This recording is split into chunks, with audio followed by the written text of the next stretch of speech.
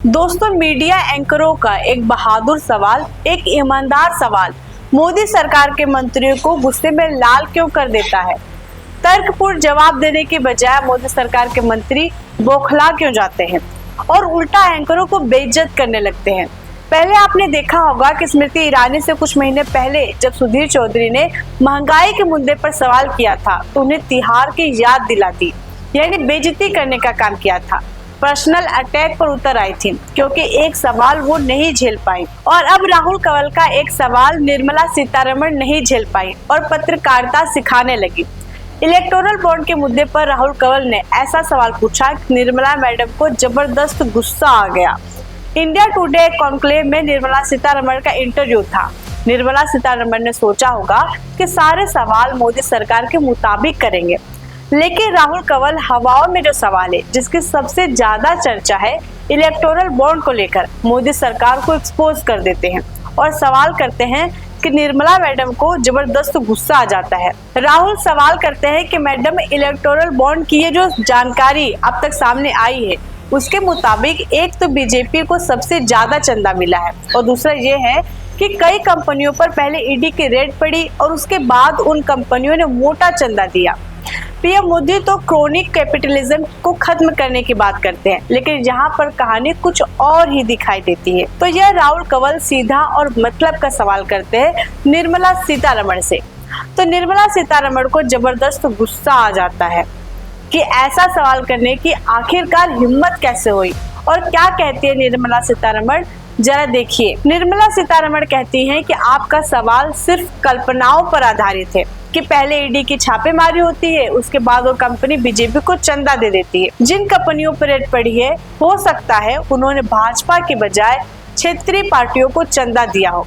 आप ऐसा अनुमान कैसे लगा सकते हैं कि बीजेपी को ही ऐसे कंपनियों ने चंदा दिया होगा। मुझे लगता है कि अच्छा रहेगा कि आप ऐसे सवाल करने से पहले स्मार्ट हार्ड वर्किंग रिसर्च वाली पत्रकारिता करें, ना कि इस तरह के लेजी जर्नलिज्म करना चाहिए। तो दोस्तों, निर्मला सीतारमण बुरी तरह झाड़ने लग जाती है कि आपको ऐसी लेजी जर्नलिज्म यानी आलस वाली पत्रकारिता करने की बजाय रिसर्च के आधार पर मेहनत करके सवाल तैयार करने चाहिए। उसके बाद अंजना ओम कश्यप और राहुल कंवल एक दूसरे का चेहरा देखने लगते हैं कि बोले तो बोले क्या, मैडम ने बुरी तरह झाड़ दिया। इस बात को लेकर कोई काउंटर सवाल नहीं किया जाता, कोई एंकरों की तरफ से गुस्सा नहीं किया जाता। जैसा अंजना ओम कश्यप कई एंकर गोदी मीडिया कहने पर गुस्सा में आ जाते हैं। यहाँ निर्मला मैडम ने पूरी तरह पत्रकारिता को लेकर ज्ञान दे दिया, उसके बावजूद भी आज तक के तमाम एंकर इसको लेकर तेवर नहीं दिखा पाए कि मैडम आपने ऐसा बोला तो बोला कैसे। बल्कि अंजना जब आगे का सवाल करती हैं तो कहती है कि इलेक्टोरल बॉन्ड योजना क्या राजनीतिक उगाही का माध्यम बन गई है सभी दलों के लिए। मतलब अंजना मेंशन करती हैं कि बीजेपी के लिए ऐसा नहीं बोल रहे हैं, सिर्फ बीजेपी के लिए नहीं सभी दलों के लिए क्या इलेक्टोरल बॉन्ड योजना राजनीतिक उगाही का माध्यम बन गई है। तो इतना संभल कर सवाल करना पड़ता है। उसके बाद निर्मला सीतारमण अपना प्रवचन देती हैं कि पहले की सरकारों में भी चंदे के धंधे का इससे भी बुरा हाल था। निर्मला सीतारमण कहती हैं कि इससे भी कम ट्रांसपेरेंसी थी, इसमें भी कोई समस्या हो सकती है, लेकिन पहले से बेहतर योजना थी, पहले से ज्यादा पारदर्शी थी। दोस्तों, अच्छा आप बताइए, अगर इतनी पारदर्शी है तो एसबीआई ने बहाना क्यों बनाया जानकारी देने के लिए। इस योजना के तहत नाम छुपाने का माध्यम क्यों रखा गया, नाम छुपाने वाला नियम क्यों रखा गया कि चंदा कौन देगा, किसको दे रहा है, देश की जनता को क्या जानने का हक नहीं है। अगर बीजेपी इतनी ईमानदारी की राजनीति करती है तो नाम छुपाने वाली योजना आखिरकार मोदी सरकार क्यों लेकर आई। और लेकर आई तो जब मामला सुप्रीम कोर्ट में गया तब नाम उजागर करने का विरोध क्यों किया गया। एसबीआई ने मोहलत क्यों मांगी और जबकि आदेश के बाद एक दिन में ही सारा डेटा दे दिया गया। और जहां तक निर्मला सीतारमण ने यह कहा कि सवाल कल्पनाओं पर आधारित है कि जिन कंपनियों पर ईडी की रेड पड़ी उसने बीजेपी को ही चंदा दिया होगा, तो इसका भी 2-4 दिन में सबूत के साथ पोल खुल ही जाएगा, चिंता करने की बात नहीं है।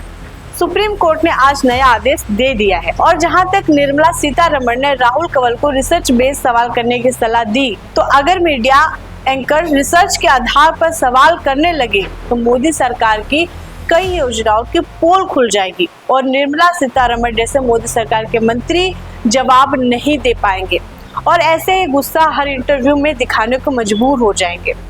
दोस्तों, आप निर्मला सीतारमण की इस तरह पत्रकारिता सिखाने को लेकर क्या सोचते हैं और इलेक्टोरल बॉन्ड को लेकर उन्होंने जो बचकाना तर्क दिए उसे लेकर क्या सोचते हैं? कमेंट बॉक्स में अपनी राय जरूर रखें। आप देख रहे हैं खबरीलाल टीवी, मैं हूं आकांक्षा। धन्यवाद।